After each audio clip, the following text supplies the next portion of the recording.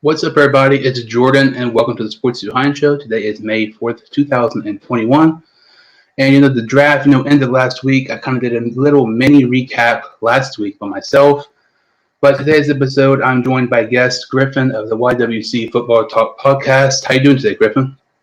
I'm doing good. It's that weird time of the year. Like, the draft's still fresh, but it's a new normal because we're getting used to the schedule not being out yet. Usually it's the opposite where the schedule is already out. But you know what? This is kind of that calm-ish week, I guess, if you will. But before we know it, the season's going to be here. The schedule release is just a couple of weeks away. Really looking forward to that. There's so many, games looking forward to. Going to be some great matchups this upcoming season. We're going to go ahead and get started talking about some recent NFL news. Before we get into the actual draft itself, we're going to be talking about quarterbacks this tonight. But we're actually going to be talking about Aaron Rodgers first.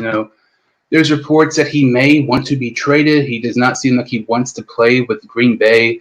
There's talks that he may even retire. He wants to be the full-time host of Jeopardy.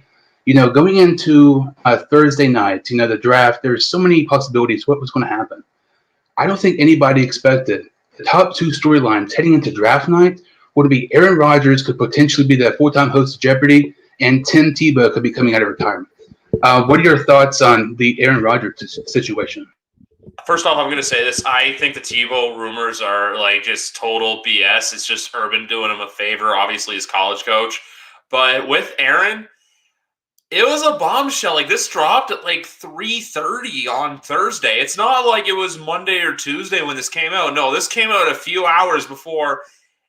It's chaos for 32 teams. I'm sorry. If you have your picks in place, you're planning for 3 days of chaos. But for this news to come out so quickly, I think it's just it was a giant fuck you to Gutekunst and Murphy and all that stuff. Meanwhile, you got him now frustrated. He doesn't know where to go. I'm going to come out and say this, though. I think he kind of sewered himself to wait and do this. I think if he truly wanted out, he should have done it when all that comments and stuff came out after they lost to Tampa in the NFC Championship game.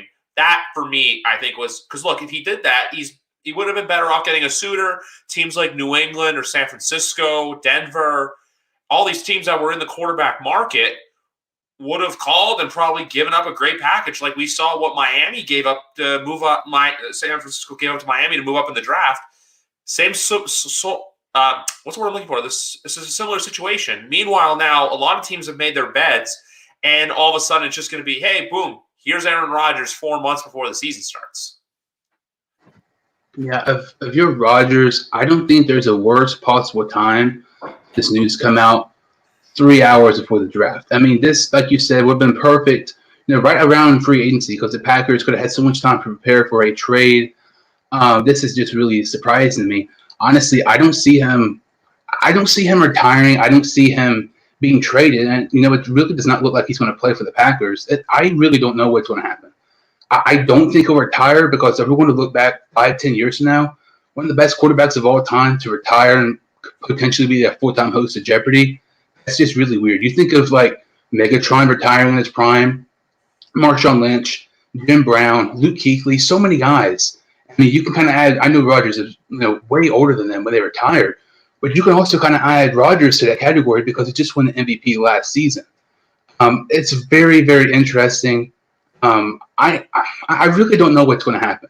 But if you had to maybe pick a trade suitor for Rodgers, who do you think it would be? The more I think about it, the only two teams I could see it being potentially are the Raiders or the Broncos, because I don't think that it's like Russell Wilson, how there was rumors of they weren't going to trade him in the same conference. I think if he's going, it's one of those two, and Houston's not going to want to give up what it's going to take to get him. Denver already has a solid offense with, let's be honest, mediocre quarterbacks. And then Vegas is just John Gruden's horny for all quarterbacks. I know that sounds super fucking bizarre, but Gruden is, if you look at his quarterback rooms from when he was in the box back in 2003, Chris Sims talks about it all the time, saying he just loves bringing in new guys. But the thing with that is, though, I think he's got Derek Carr wired to run the offense that he wants to run. So it's It's weird. But besides that, like, I can't think of any other teams that will be rushing at the bit to get a quarterback. Obviously, Rodgers is one of the best of all time, but when you think about it, those are the only two teams where you're like, yeah, they can make a change, because if you look at it, every team in the NFC North has their guy.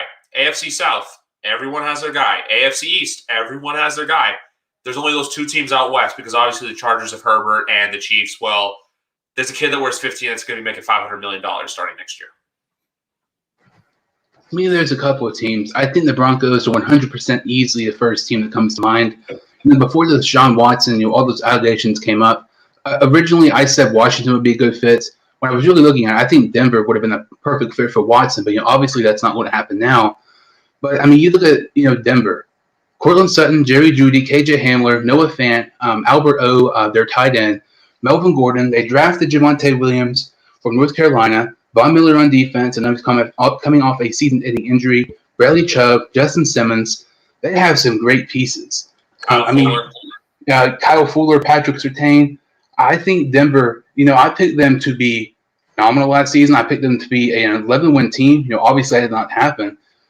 But that was kind of my logic going in, because they have a way better roster than anybody thinks. And the interesting thing about Rodgers being traded is that when quarterbacks are traded, a top-tier quarterback, they're often traded for a lesser quarterback. There's kind of a similar situation with Matthew Stafford and Jared Goff.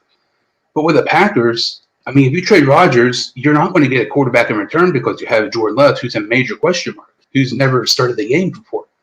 Another team I think is a major, major dark horse in this is New York Giants. They have 2 first-round picks next season. If Daniel Jones sucks, I mean, he's 8-18 as a starter, which is actually worse than Drew Lock, who could end up losing his job to Bridgewater in Denver. They had 2 first-round picks. They have the pieces: Galladay, Sharp, Evan Ingram. They drafted Kadarius Toney. I would not be shocked if the New York Giants are in the Aaron Rodgers sweepstakes here's the being thing. traded.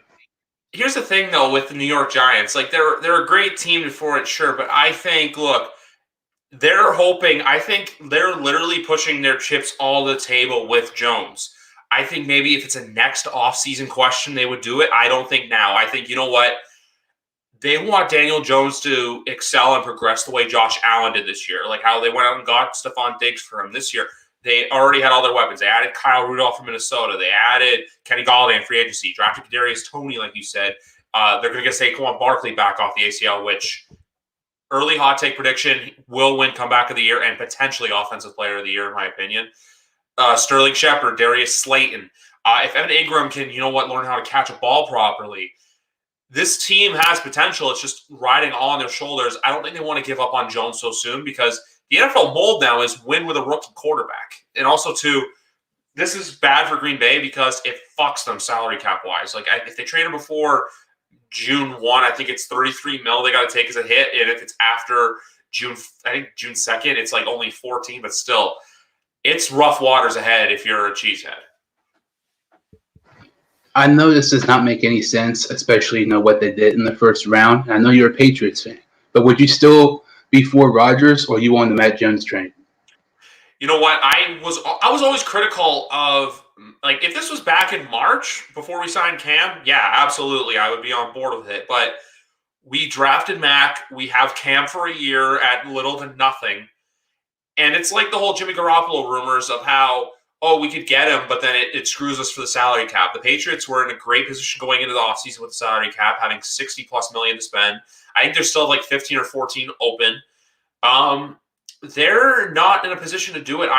It would be great, but it's just from a salary cap realistic perspective, you'd have to get rid of some of the key pieces on the defense, like a Dante Hightower and someone else. And I'm sorry, I'm not willing to part with that. I know it sounds crazy because Aaron Rodgers is this great quarterback, but it's just, that's the way. And also, too, the one thing I want to say is when John Lynch is calling to trade the night before the draft, like, I feel like John Lynch is your friend that's too honest about everything. Like, if you ask them about something, they're going to give you your honest opinion. It may sound blunt and awful. That's John Lynch, though. But as for the Patriots thing, like, I would love for it, but from a salary cap perspective and the fact that, you know what, I'm on the Mac Jones train and I want to see him develop, I'm fine with Cam and Mac. Because Mac spelled backwards is Cam. It's going to be really interesting where Rodgers goes, if he stays, if he retires, if he, ends up going back to Jeopardy. This is really a situation we've not really seen, I don't think, ever. So kind of going, staying on quarterbacks and actually talking about the draft now. The first two quarterbacks were Lawrence to Jacksonville and Wilson to New York. Do you think these were the right picks for both these teams? Lawrence, obviously, look, he's the golden child since he was a sophomore in high school. Zach Wilson, though, here comes a kid who was it's like Burrow last year, completely out of the woodwork.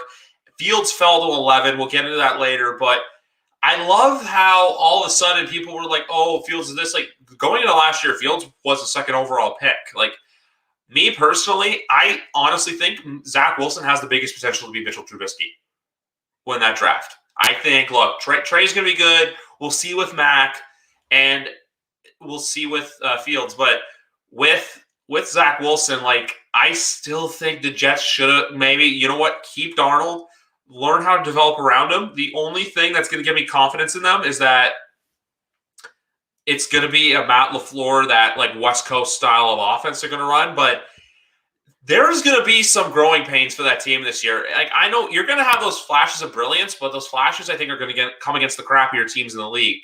Meanwhile, I wouldn't be shocked if they go 0-6 against the AFC East. The defense is there, the cold weather, plus two. You're saying Daniel Jones is 8-18 overall, I think. But with Wilson, he was 6-10 in college against teams with plus 500 records. And when your best team you played last year in the season, you go 33 for 3 touchdown interception ratio was Coastal Carolina. No offense to that school. It's not a good look. You've got to go out and beat some people. Look at Justin Fields, went out there, beat Clemson in the Sugar Bowl. I not really get that Trubisky comparison at all. Honestly, watching Zach Wilson, he's in my opinion, just watching him play, he's definitely one of the best draft prospect quarterbacks I've seen in the past couple of years. Zach Wilson, it tells you how much I like Zach Wilson. If Zach Wilson came out last year, I don't know who I would rather have, Zach Wilson or Joe Burrow. Wilson, to me, I think he's going to be absolutely phenomenal. He reminds me so much, and this kind of goes back to Chris Sims' comparison, I think around January, with Mahomes and Aaron Rodgers. To me, he has the best deep ball for a college quarterback I have ever seen. I think he has great potential. And you mentioned with the Jets being 0-6 in the AFC East, I could possibly see that. Not because the Jets being bad, it's because the Patriots are improved, the Dolphins are improved, and the Bills, they were in an AFC East championship game last season. But, they also got Wilson some weapons like they didn't do with Sam Darnold. They got Elijah Barrett-Tucker, a nice guard. Excuse me. They got Elijah Moore, the wide receiver, Denzel Mims, Michael Carter, the running back from UNC. And I like Wilson a lot. You did mention his record prior to this season being below 500 against 500 teams. Last season, he beat USC and Tennessee. I know they weren't really great, but I think that's something also to look into because, Tennessee, people think of them as a decent school. People think of USC as one of the best prestigious schools in the country. Wilson, to me, I don't think he's going to be great right off the bat, but give him a year or two, I think he has great potential in New York. By the way, when I say the Mitch Trubisky comparison, I don't mean he's going to play like Mitch. I'm just saying that the same way that Mitch wasn't a success in Chicago, it wouldn't shock me in a few years if the Jets are like that, but we'll see what Robert Saleh brings. The only other reason I say that, too, is there was a Monday Night Football game from this year, San Francisco against Buffalo in Glendale, because obviously Santa Clara was shut down due to COVID and everything. And everyone was like, Brian Daboll, Robert Saleh's going to be a great offense-defensive chess match. Brian Daboll schooled Robert Saleh. Robert Saleh was left speechless at the offensive scheme that Buffalo was running the entire game. So, and that's the other thing, too. It's going to be a Seattle run defense. It's just the Jets, they're going to show moments, but I think when they have to face some good competition, like the AFC East is good. The AFC East, there's 3 good teams in there this year. It's just the Jets' ceiling for me this year is 6-11. That's my ceiling for them is 6 wins. I do think realistically they'll probably win 4 or 5. And 6 wins, 5 wins to me, I don't think it's really bad for a team with a rookie quarterback. I know you have an extra game to make it 17 games, you really look at it, you can make a case AFC East is the best division in the AFC. I mean, we don't really have to talk about the AFC South. The AFC North, I think, is the only competition. The AFC West, I mean, you have the Chiefs, you have the Raiders, the Broncos, and the. Rodgers is a different story. I mean, if you put Aaron Rodgers in AFC West, I mean, definitely, it'd have to be the AFC West. But as of right now, I think the AFC East is the best team, best division. The Patriots are a Super Bowl contender. The Bills, I mean, they were in the AFC Championship game. I think they're in the Super Bowl conversation representing the AFC. The Bills, the Dolphins are a Super Bowl contender. Not a Super Bowl contender, playoff contender. Look at the other teams in the other divisions. The AFC North does not have that. The Bengals are not a Super Bowl contender. The Steelers aren't. I would say the Ravens and Browns both are. The AFC South, they don't really have the AFC West. The AFC West do not have that like stable teams, consistent teams who were really, really good last season compared to the AFC East. The other thing I'll say too was with the AFC East, like I appreciate you saying the Patriots are a Super Bowl contender. I don't think so yet. I think they're a playoff contender, but it's just up to them to shock the world. I still think Buffalo is going to be the kings of the division. It's just I want to see how they do as the hunted instead of the hunters, because for years they were hunting New England down. With the AFC South, I think it's Indy's to lose. I think Tennessee, I wouldn't be shocked if with Arthur Smith leaving and also to Corey Davis, Jonnu Smith, they take a step back. But then again, they got Derrick Henry. And the North is just a very interesting story. I still think your Bengals are a year away just because of Burrow's knee. I feel like, you know how this year Tua had his moments because of his hip injury he was coming off of? And because also with that jersey release, that him sitting and then that big scar there, like just it kind of gave me Carson Palmer vibes from back, I think it was 2005 or 2006, where he couldn't plant on that foot, on the leg where he tore his, I believe it was his ACL or his meniscus. But man, the AFC East and the AFC North are the two divisions to truly watch for. But like I just said with the West, for now it's Kansas City's. But if Aaron Rodgers comes in, it'll be interesting. But Drew Lock's a shitty quarterback. I'm just gonna say it. Drew Lock's not an NFL quarterback. Like he had his cute little moments of brilliance, but that's it. And the only thing I'll say with that is I'm still convinced John Elway kept him and brought in Bridgewater because Elway purposely is bringing on shitty quarterback play, so he'll always be known as the greatest quarterback in Bronco history. That's just me, though. Like, I obviously know Manning came in, he won him a chip, but when you think Denver Broncos and quarterbacks, I think everyone's mind immediately, you go to number 7 from John Elway. I was about to say Stanford, but I just don't remember where. I think he went to Stanford. I'm not 100% sure, though. I mean, you mentioned Peyton Manning. I mean, after Peyton Manning, look at the Denver Broncos quarterbacks. They're up there with the Browns. I mean, how many different starters they've had. They've not been able to have that one guy consistently.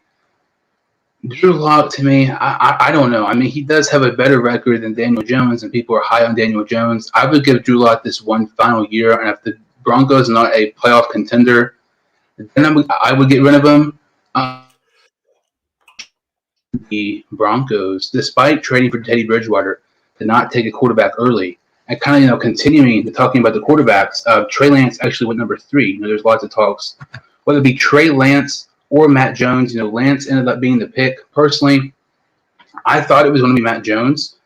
I thought it would have been Trey Lance. I thought this was a fantastic pick because Trey Lance, to me, out of the 5, I think he's the least amount of pro ready. I think he could sit behind Garoppolo a little bit, start, and maybe take over the helm, maybe towards the end of the season or the following year. I think Lance is a dark horse to be arguably, probably aside from Lawrence, the best quarterback in this draft. I know, his competition is much smaller playing at North Dakota State than playing at like Ohio State and Alabama, those type of schools. He had a season with 42 total touchdowns and 0 interceptions. I mean, his play is remarkable. I really, really like this pick here. I think this was the best case scenario pick here for San Francisco. I like the fact that they were truly playing coy throughout this whole process, and they were making the media look like a bunch of dumbasses. Like, I know it sounds bad, but a lot of the times they're always, it's Mac, hey, it may be Trey. Like, John Lynch played coy throughout this entire process, and then he got the guy that Kyle wanted. We saw what Kyle did with RG3 in Washington. I think everyone thought Mac, and I said this too because of what he did with Matt Ryan, Kirk Cousins, even Matt Schaub. Shout out Matt Schaub, blast in the past. But going with Trey, I think they can keep Garoppolo for a year, and then you know what? Do what they did in Kansas City with Mahomes. You play Lance in a game, and he looks good, or you know what? They decide to say, hey, Jimmy, kick rocks in 2022. Go play somewhere else because they can probably cut him, and the cap hit's probably not going to be as significant. Meanwhile, then they can just insert Lance. Even though he went number 3 overall, I don't think there's any early pressures for Lance to be the starting quarterback in San Francisco. Plus, too, when healthy, that team's a Super Bowl contender. And we'll see how my biggest concern with them for injuries isn't like Kittle or Samuel or Mostert. It's Nick Bosa because obviously defensive lineman coming off a torn ACL. It's a little different than offensive because defensive, you're always crouching down. You're in that 3-point stance. Like, I want to see how his explosion time is going to be and all that stuff. But like San Francisco, man, the NFC is open season. I mean, Bosa, with the injury last season, George Kittle, I believe Richard Sherman had an injury as well, Jimmy Garoppolo. He's free agent. And, like last season he was hurt, though. Oh, I know. I don't think he's going to re-sign with San Francisco. But to me, I mean, like the injuries last season, they were still kind of a playoff contention until the last 2 weeks or so. Like, they were a really nice team. I just really love this Lance pick. I think this is a great fit here for Lance. Definitely, of all the teams, I would say it's probably best case scenario for Lance, who are the quarterback needed teams. And speaking of quarterback needed teams, the next quarterback selected was actually from a trade up. The Chicago Bears traded up to select Justin Fields. What were your thoughts on this trade? I was fucking disappointed in this trade. Honestly, Fields was falling. I thought, like, you know what, maybe we'll get him. Like, we were at 15, just sitting pretty, sitting coy. We'll get into that later of what we ended up doing. But, like, man, like, I honestly think the only reason why Chicago moved up and made this deal was because Devontae Smith went at 10. Devontae Smith fell to the Eagles. The Eagles 100%, not the Eagles, excuse me. If he fell to the Giants take him.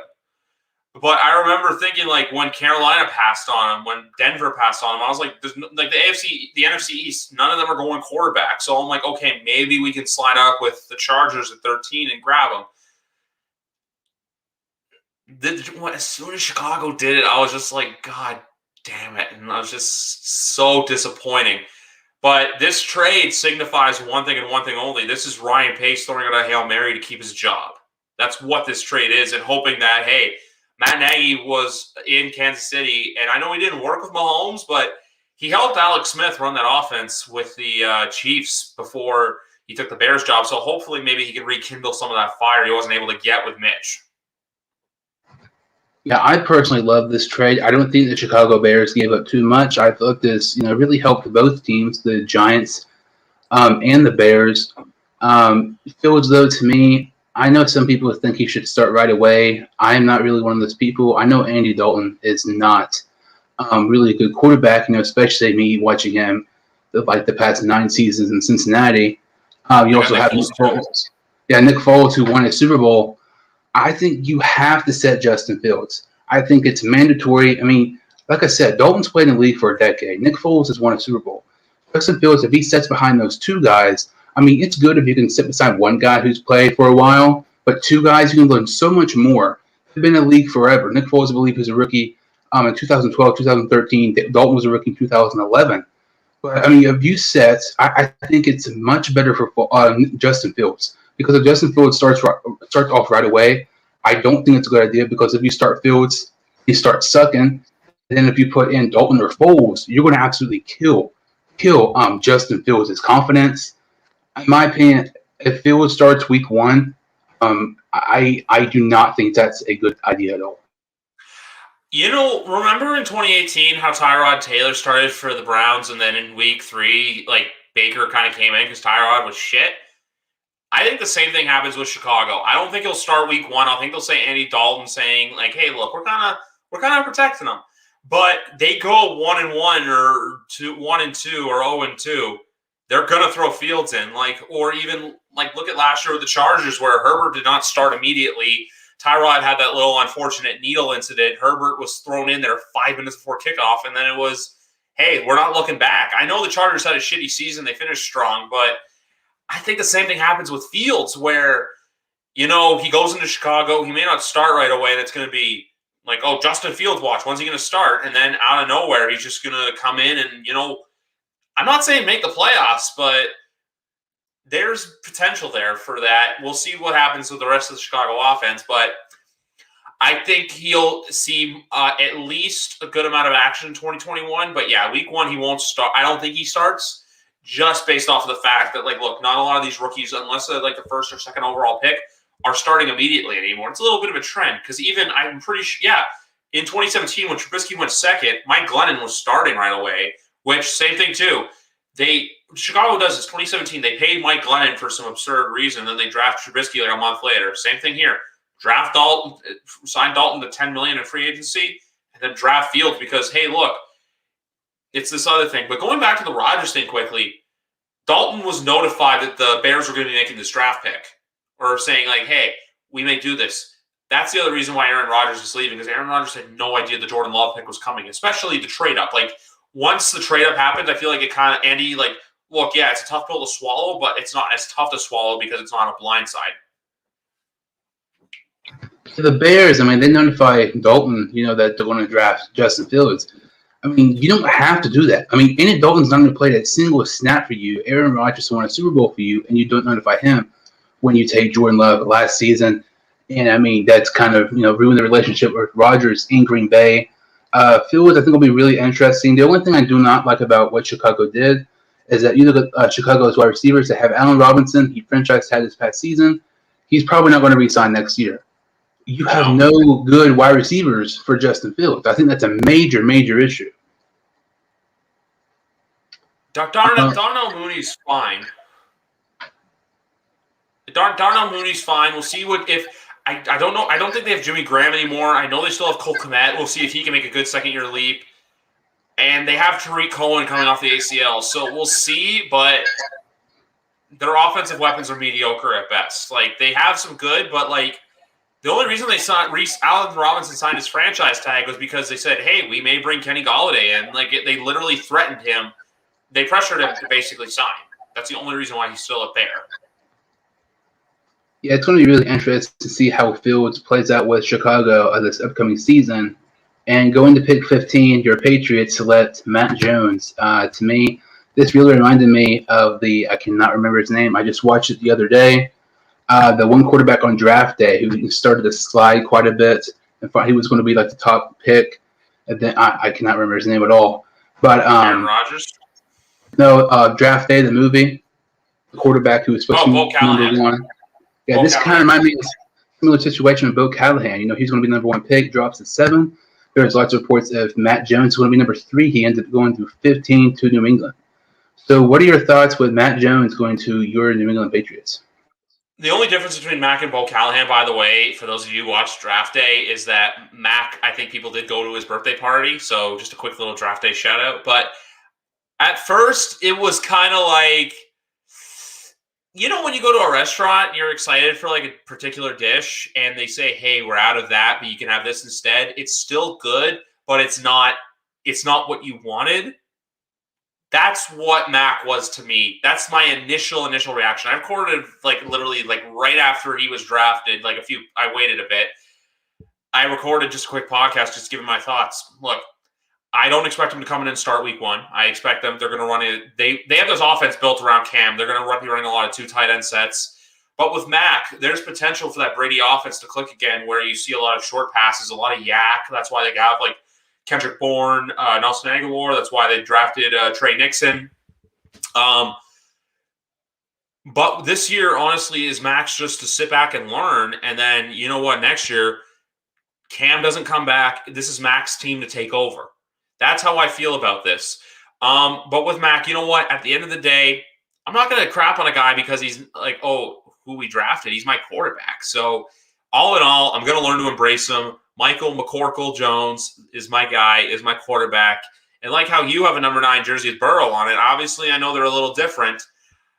I'm good. He's my guy. He's my quarterback. I know I've said it a bunch, but look, as a Patriots fan, there's a lot of us who are still Cam. There's a lot of Cam truthers out there. There's a lot of people who are believed in Stidham, who I think now have converted to Jones. For now, I'm going to believe in Cam as a starter, but if Cam plays like the Cam of 2020, he's going to get yanked and Mac will be the quarterback. Yeah, my top 5 quarterbacks going into this, draft season. In no particular order, I had Lawrence, Fields, Trey Lance, and Matt Jones. See, out of the 5, the only quarterback I did not really have a comparison for was Matt Jones. I know it sounds kind of crazy. He's nowhere near as good as him. I think when you look at Matt Jones' playing style, he reminds me so much of Tom Brady. He's not going to be Tom Brady. I'm not comparing. He's going to be better. But you look at their simply playing style. He does everything so good. He's a great. He does everything good. I mean, he's a really good guy. Deep ball. He's so freaking smart. It reminds me so much of Tom Brady in that aspect. It's insane. To me, the reason why Matt Jones fell so much was because those 4 quarterbacks other mentioned, they had more potential. I think Matt Jones, out of the 5, has the least. He doesn't have that mobility like some of those other quarterbacks do. But I think Matt Jones, it's a fantastic pick here by New England, and he really reminds me so much of Tom Brady. I mean, we've seen what Tom Brady has done in New England. I don't expect that to happen with Matt Jones, but I really, really like this Jones pick. To me, I definitely thought it was one of the best picks in the first round. It's going to be a little thing that Belichick's going to go with. Like the reports that came out of New England early Thursday afternoon were that, hey, Fields may be a smokescreen, and Mac was really the guy that Belichick wants. It's like I said, he's my quarterback. I'm going to learn to live with it. But with Mac, I'm not going to compare him to Tom because obviously there's no one like Tom unless we somehow end up winning another 6 championships in the next 20 years. It'd be great, but I can't see it happening. The thing with Mac is if you look at his game film from last year, obviously he had an unbelievable receiving core to throw to Devontae Smith, Jalen Waddle, John Mechie, who will probably be a first-round pick next year. But the thing with him is, though, if you give him time and a great offensive line, he can work. The other reason, too, with me, I've been skeptical of Alabama quarterbacks because a lot of them flake out when they get to the NFL. Look at A.J. McCarron. Look at Greg McElroy. Look at Jake Coker. Tua's like really the first one. I'm not counting Hurts just because obviously he finished at Oklahoma. But, like, Tua's went into a good system in Miami. That's why there's hope. All those other quarterbacks, like A.J. McCarron and stuff, like, he went to Cincinnati and he never really got that shining chance to start. I know he started a couple of games, but nothing significant. Meanwhile, with Mac, they're going to develop him properly, and that's why I'm excited for it more than anything, is the fact that, look, obviously – and here's the other thing, too, I'm going to say. At the Alabama Pro Day, none of the coaches spoke to Nick Saban. Only one coach spoke to Nick Saban. That was Bill Belichick. And, I think that had a lot to do with the pick. Obviously I thought if Matt Jones slipped to 15, that's a no-brainer. That's 100% going to happen. But, Bill Belichick and Nick Saban's relationship, they've been close friends for probably, I would say, over 2 decades now. They're very close. And, before, heading into draft week, I was kind of talking to some people. I really felt the Patriots remember going to trade up or do something crazy and make some great picks. Belichick reminds me of Hannibal Smith from the A-Team. No matter what, he always has a plan. And, I mean, he got Matt Jones at 15, which is a fantastic pick. From an Alabama guy, which he's friends with Saban. Another great move was they traded up in the second round with the Bengals and Christian Barmore. I personally, what are your thoughts? The Barmore pick, as soon as the pick was announced, it's a Belichick pick. Belichick felt confident in the guy. Barmore is just, he is such a this. Honestly, was a shit defensive tackle class. No offense to the other guys, but there's not a lot of good guys. This was a very good edge class. Even linebackers, there was a lot of good prospects coming up. But for defensive tackles, it was kind of like, how there's Kyle Pitts and then there's all the other tight ends. Same thing with the defensive tackles. There's Christian Barmore and then there's everyone else. Barmore's going to come in. He's going to be that F the playoff guy. He replaces Adam Butler. The Patriots now have him and Lawrence Guy up the middle. They want to be a better run stuffing defense, and Barmore is going to help with that. And it also helps too that Barmore can get to the quarterback. Because last year too, we saw a lot of teams ran great on the Patriots. Meanwhile, this helps stop it. Like getting him, keeping Guy, signing Matthew Judon. Like this Patriots defense is literally going to be, hey, we're going to stop the run, but we're going to run the ball down your throat.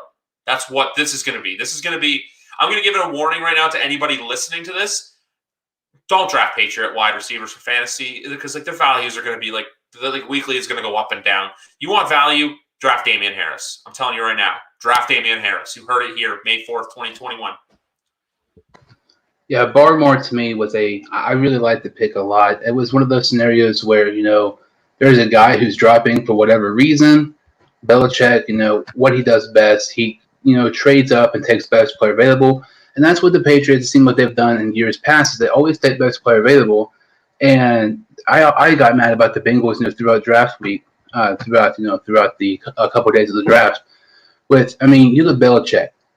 There's 6 Super Bowls in 20 years. Look at how many times. They might not take necessarily a team need, but they take best player available, and that's what best teams do, and that's the Belichick way. It kind of seems like, in my opinion. And I kind of mentioned in the later rounds, there were some really nice picks. I really like that Barmore pick with the Patriots. I like the Bengals pick with Joseph Osai that got the edge rusher from Texas.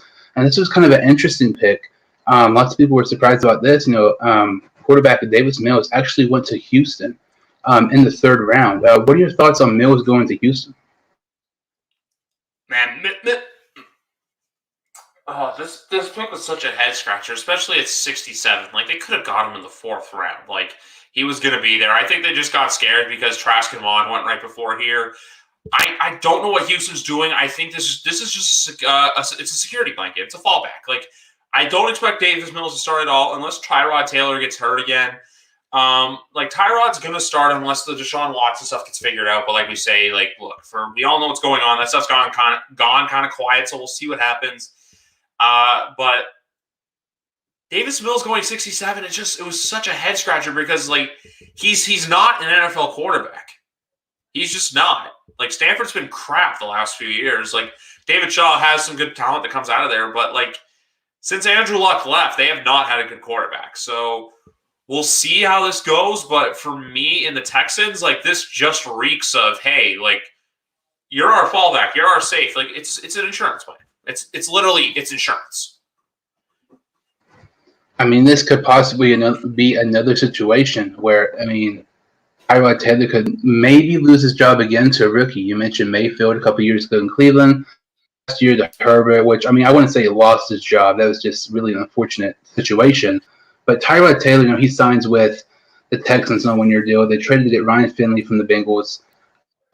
Mills, to me, I did not really understand his pick at all. I know Peter Schrager and a couple other people had him, towards the end of the 1st round. Do not get all the, some of the top quarterbacks in the draft. Davis Mills, to me, was easily the worst one. I do not understand this pick.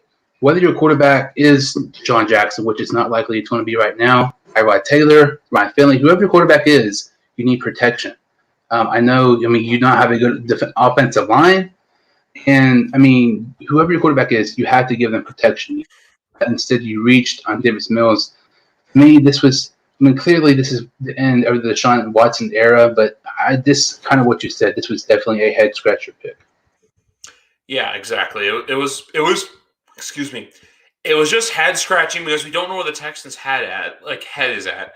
They have Tyrod Taylor. They obviously drafted Davis Mills, but then, like you said, they brought in Ryan Finley. I'm sorry, did Ryan Finley beating you in a meaningless Week 16 game really convince you, hey, we should go trade for this guy? Because that's literally what happened. Ryan Finley had 2 good games last year. Obviously, that Monday nighter with the Muppets against the Steelers was a weird game for that, but overall in all, it was just exciting to watch. But then the Texans are just a car crash after another car crash. I don't know what they're doing.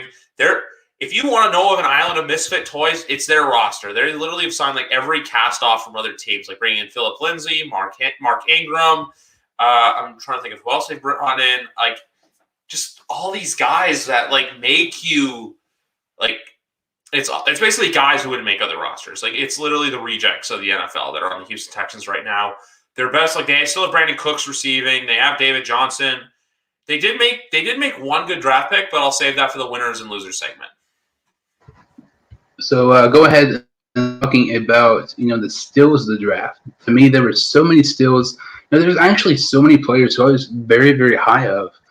I actually ended up going undrafted, but some of the steals to me. You look at the Minnesota Vikings, basically just their whole draft. Getting Christian Darrisaw in the first round at number 20 was phenomenal. Getting White Davis to guard from Ohio State, who should not have been there in the third round, that's a steal. They needed a guard. Guard was arguably their biggest team need heading into the draft, and that was also best player available. They got my favorite edge rusher in the draft, and Patrick Jones from Pittsburgh. I love that pick.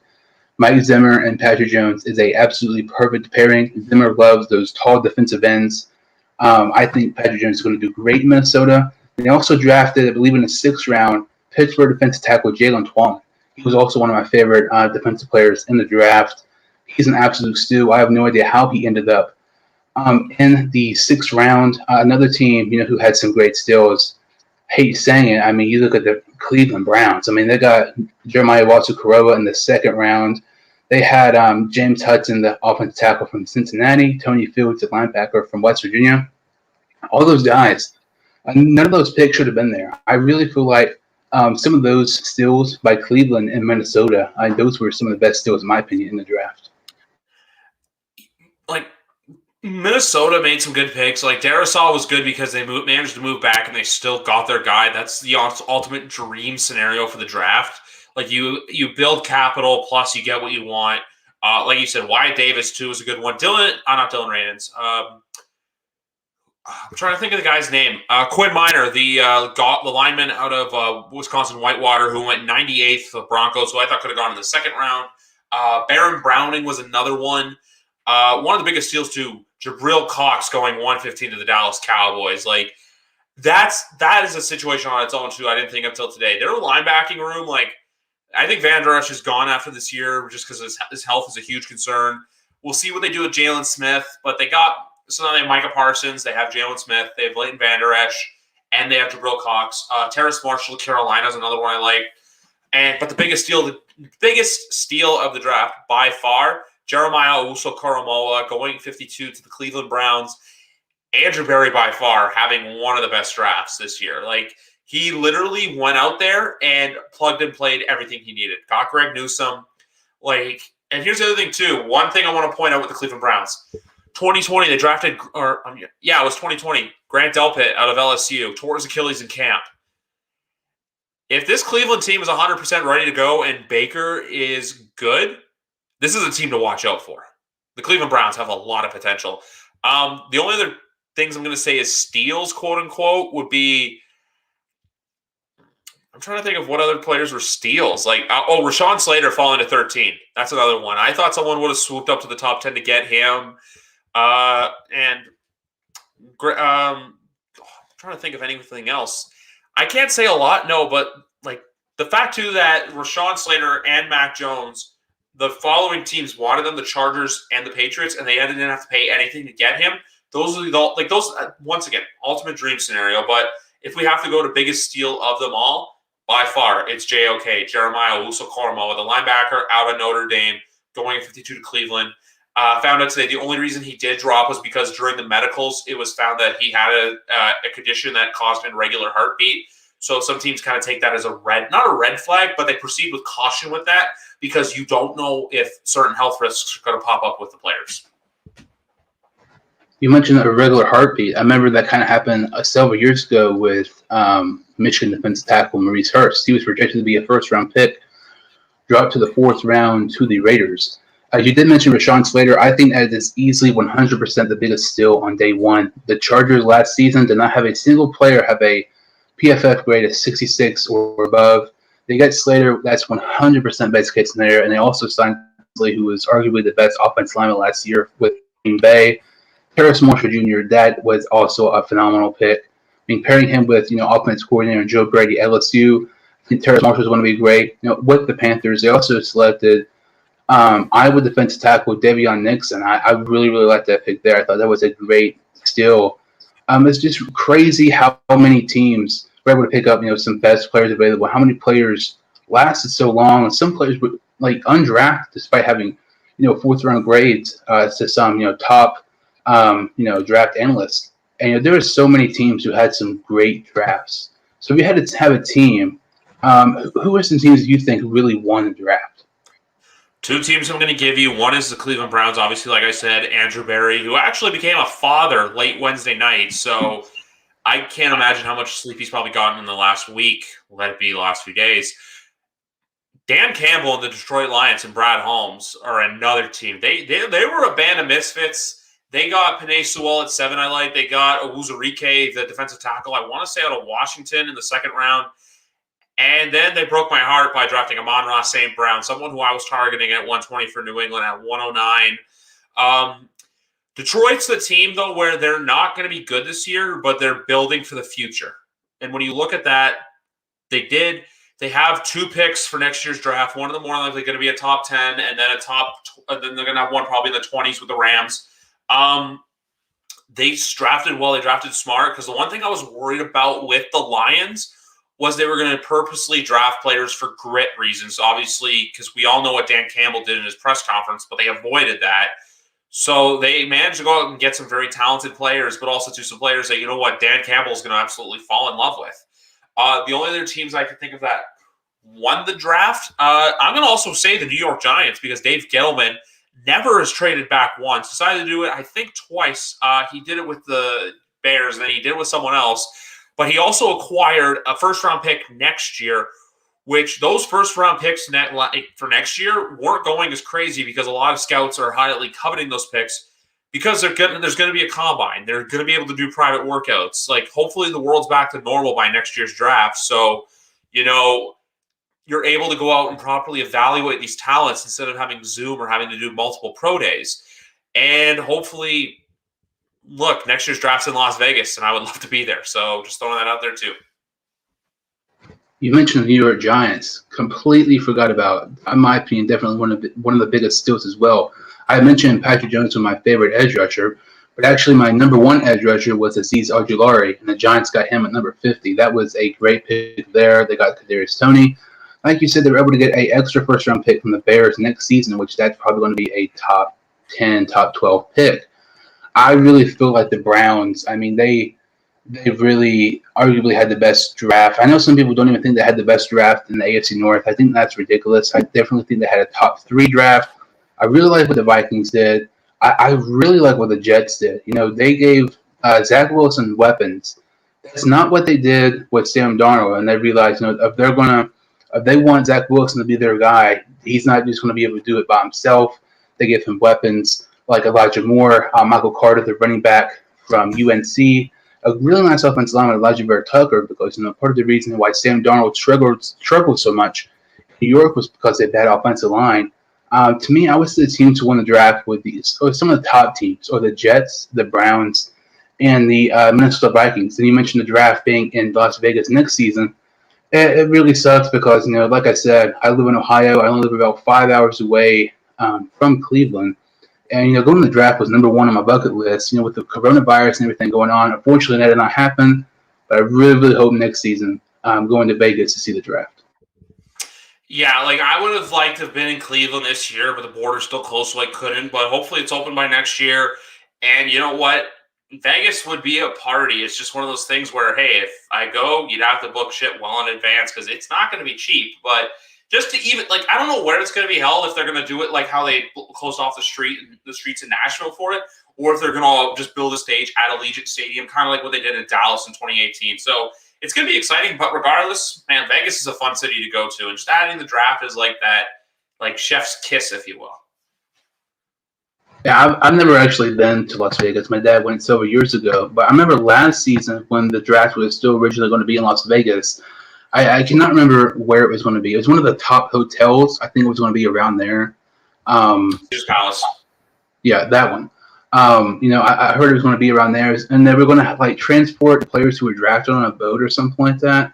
So it'd be really cool, have that, and then have the Lonely Island, the SNL band, saying I'm on a boat. I thought that would be pretty cool. Obviously, it did not happen because with the freaking coronavirus. Kind of going, talking about teams who won the draft and who lost the draft. We talked about teams who won the draft, but who were some teams that you really thought just absolutely sucked throughout the draft? The Las Vegas Raiders are my top pick for this. If they had drafted, they could have not won. They could have done better if they did this. draft Trayvon Moehrig at 17.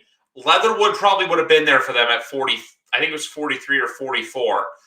Like, drafting Leatherwood at 17 was a reach. Like, Tom Cable had him above Penei Sewell for offensive line prospects. Like, I'm sorry, but, like, I honestly don't know what the Las Vegas Raiders are doing. Like, I feel like they're good, but at the same time, too, I feel like they're so obsessed with drafting. Like, if you look at their, like, ever since Mike Mayock got there, all their first-round picks are either OSU, Clemson, or Alabama. They have drafted so many of those guys. Like, they reached on Leatherwood. 2019, they reached on Cleveland Farrell at number 4. Damon Arnett really hasn't worked out that well. We'll see what happens this year. Abrams, too, another suspect pick. Like, Vegas is just a team that confuses me. Like, they make good picks, but at the same time, too, like, I honestly, I don't know what's going on there. And even to another team, I'm going to say that I'm not too fond of their draft. This may be a hot take, but some of the picks Jacksonville, I'm not saying Jacksonville lost, but taking ETN kills James Robinson's fantasy value. Tyson Campbell, like, okay cornerback prospect. Walker Little, someone who is coming off of ACL surgery in 2019, who opted out, who hasn't played football in almost 3 years. And even too, for Urban Meyer to come out and say, "Oh, we wanted Kadarius Toney at 25." It's like, if you want, you know what that's textbook for saying? Like, hey, this isn't college, Urban. If you want someone, you got to trade up and go get him. You probably could have afforded, you know what? Hey, well, if you wanted to move up to get him, you could have traded at 19 with, pretty sure, with the football team. You could have done it, but they didn't, and then they just had to live with the fate. The only other teams I can think that lost to, the Green Bay Packers, by far. The Green Bay Packers have been having a bad week. Sure, they got Amari Rodgers, but drafting Eric Stokes, which you're kind of taking a flyer on the cornerback in the first round when you could have had, even too tight. Like I said, Tyson Campbell, they could have had. Even there's some other guys in there. But if I had to pick two true losers, I would say the Raiders and the Packers, just based off of the silliness of their picks, and also to the Houston Texans, even though I will say I did like the Brevin Jordan pick for the Texans. One other winning team I will give, and this kind of pains me to do, but the Miami Dolphins. Every single team that you said lost the draft was going to be the teams I said, but the Raiders, Leatherwood. I mean, you mentioned, ever since Mayock went to the Raiders, at the very beginning, I was so excited to see what Mayock and Gruden would do. They have completely, absolutely sucked. Every single season has been that huge reach, like you said. The Jaguars, I don't think they had a bad draft, but I definitely think they had an overrated draft. I absolutely hate looking at all the picks in the first round. I absolutely hate the Travis Etienne pick. James Robinson was an undrafted rookie last season. If you're an undrafted rookie, free agent who makes the team last season with no preseason, I mean, that proves how much you worked your butt off. Undrafted free agent has over 1,400 scrimmage yards. The Jaguars are 1-15. They're a team who lost 15 straight games. So, they're passing to come back every single game. And James Robinson's still able to get 1,400 yards. And Myers like, ETN played with Lawrence. Let's just pair him with him. I mean, I hate that, because what more does James Robinson have to do to get the respect, not around the NFL, but at this point, just his own freaking team, who, he's probably not even going to be the starter now. I know they may do a 2-back system. But it's three backs. They also sorry to cut you off, but they also brought in Carlos Hyde. Like, they're trying to do a running back by committee, which, you know what? Like, if you look at all the good NFL teams, that ain't working unless you got Derrick Henry on your roster. Like, maybe the Giants too, but, like, if you look at all the good teams, they got a solid guy. Like, Tampa literally ran with Leonard Fournette. Kansas City is the only one, I guess you could say, but Damian Williams got bulk of the carries in 2019. And even too with Dallas, like, when they're good, it's Zeke. When the Saints are good, it's Alvin Kamara. Like, this shows that they don't have. It's either Urban's really trying to run an offensively college scheme, or it's I just don't know. The only other thing too I'll say with the Walker Little draft pick is that Trent Baalke took a lot of chances on guys who were coming off of ACLs in San Francisco. So maybe he's thinking like, hey, if we give this guy a second chance, he'll be good. Be careful what you wish for when it comes to that, because ACLs in the NFL is something not to really joke about when it comes to dedicating a draft pick to it or a free agent. Because one thing I'm just going to veer off for a second, because the Patriots drafted Cameron Grone in the 5th round at, I believe, 177. He did tear his ACL in November, and they're basically admitting, hey, it's a redshirt year for him. He's not going to play. We're going to rehab him and get him ready for 2022. So if you're doing that, I understand. But Walker Little, after opting out and torn ACL in 2019, it's very risky. You're playing Russian roulette. Plus, too, I think I'm pretty sure Andre Sisco was hurt last year as well, who they got in the 3rd round. Yeah, that ETN pick, I did not like that. You mentioned Carlos Hyde. I honestly completely forgot they signed Hyde, which, it would make sense with the Ohio State connection, but I still don't like it. The fact, James Robinson, I just really feel bad for him because, he's done so much. The Walker Little pick was, I believe that was pick 45 or something like that. Tom Runnels was still available, the offensive tackle from North Dakota State. He was the guy who wanted the Bengals to get with that trade back with the Patriots. Obviously that did not happen. That Jackson Carman picks were a whole nother. I can go on and on about that pick, but I really thought Dylan Runnels was the much better pick there. You mentioned, all the things with Walker Little, but hardly playing at all the past couple of seasons. Coming off an injury, I do not like the Jacksonville Jaguars draft nearly as much as others. You mentioned the Green Bay Packers. Eric Stokes in the 1st round. I know he had that insane 40-yard dash, but he wasn't a top 2 corner available. You look at Tyson Campbell and Asante Samuel Jr. from Florida State. Yeah. If you want to go corner, I thought for sure I knew it wasn't going to happen. But Caleb Farley, if he dropped his 29 to the Green Bay Packers, that was going to be the pick because I thought it was going to be wide receiver or corner. The fact that Terrace Marshall was available at 29 and they didn't take him is like, Rodgers is mad. We're just going to make him even more mad. Basically, a big FU to him because Terrace Marshall and Elijah Moore. There was lots of talks about Elijah Moore in the Packers around draft day, and you don't take either one, and instead you take a freaking cornerback. In round 2, you don't take wide receiver, which I don't hate that pick. I like him more than most to Josh Myers because they need a guy to replace Corey Lindsley. But, you can Amari Rodgers. There's a huge drop-off in production, in my opinion, from Terrace Marshall and Amari Rodgers. I'd say the Packers, Raiders, and Jaguars.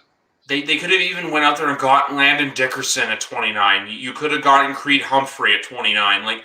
Landon Dickerson's going to come in. He's kind of going to succeed Jason Kelce. I think kind of the writing's on the wall that this is Kelce's last year in Philadelphia, but that's a pick I like. And even, too, Creed Humphrey, Kansas City's fully loaded on their offensive line now. If you look at their offensive line, Creed Humphrey, Joe Thuney, what's his name? Kyle Long, Orlando Brown Jr., Laurent Duvernay-Tardif, shout out Quebec. Kansas City's not fucking around when it comes to pass protection. That Super Bowl scared the shit out of Brett Veach. We clearly saw it. That's another pick I like is Creed Humphrey. But, yeah, they could have replaced Corey Lindsley. Corey Lindsley walking was a mistake. And like I said, too, Landon Dickerson, if they had gone offensive line at 29 and gotten Dickerson, I wouldn't have been mad with it. But you went corner, which is something, you could have used your 2nd or 3rd round picks on. Like you said, they could have gotten Terrace Marshall. They could have gotten Elijah Moore.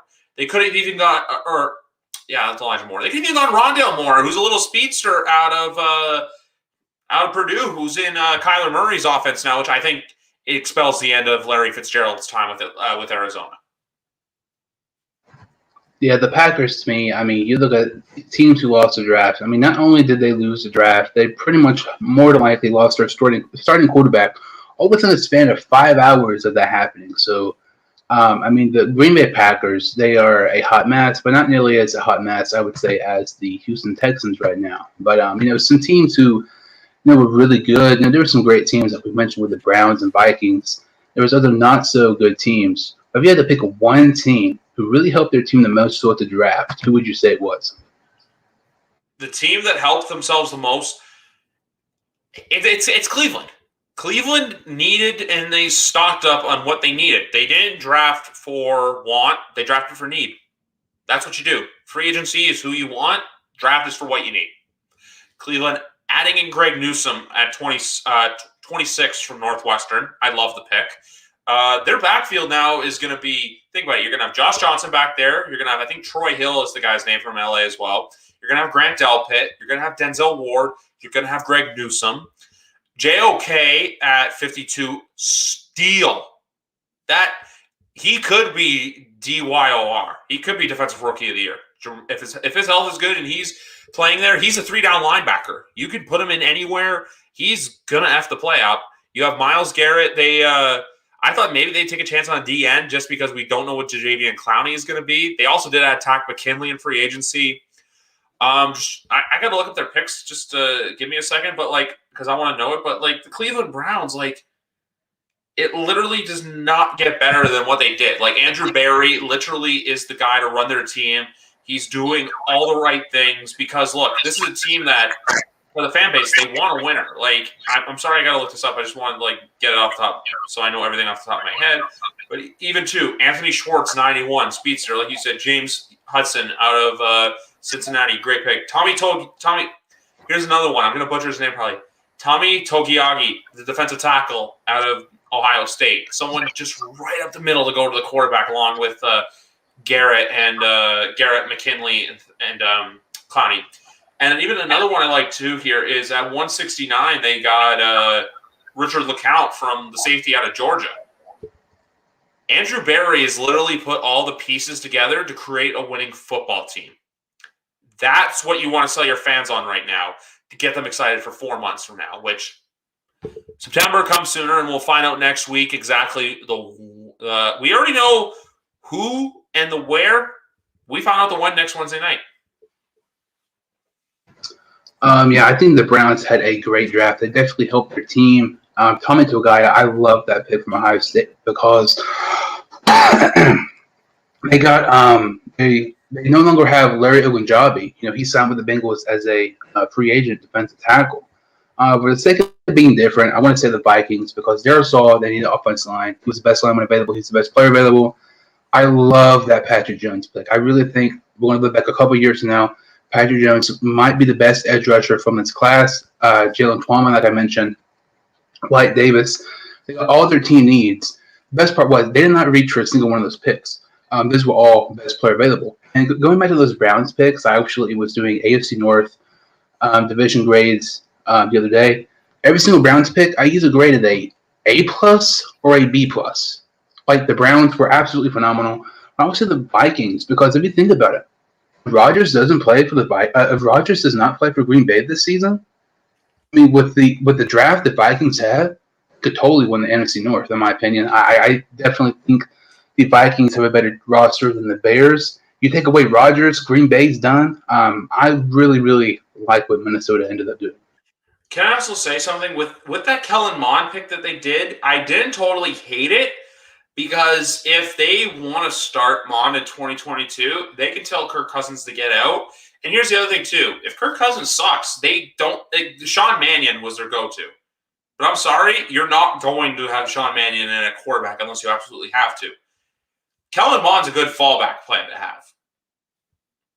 And even, too, Chaz Surratt, the linebacker out of – let me just look it up. So that's what I was doing when you were talking, by the way. I wasn't ignoring you. I was just trying to look up to get Minnesota's picks. Chaz Surratt at 78, the linebacker out of North Carolina, and even too, Patrick Jones. Rick Spielman did the same thing that Andrew Berry did. He knew he needed offensive line. He knew he needed help on the defense. He did that, and then he just added in some quarterback insurance. So I do expect the Vikings to be a better football team this year. And I was saying, I think I've said it before, and I think I've said it to you before. Minnesota always has this weird pattern of good season, bad season. So I'll be here to say if Aaron Rodgers does leave the North or he doesn't play, he retires, I think the Vikings can win the division. Yeah, I really think Minnesota had a great draft. And the Browns, you mentioned Chaz Surratt, something very interesting about him. He was actually a quarterback when he started his career at North Carolina. That's another great pick. He's going to be a huge part of Mike Zimmer's defense this draft season. I mean, it's really upsetting that the draft is over. But, we're one day closer away from the schedule release. We're one day closer away to week 1 of the NFL. Cannot wait. There's so much to look forward to. I mean, I know it sucks that the draft's over, but there's so much to look forward to as we get closer to the schedule release.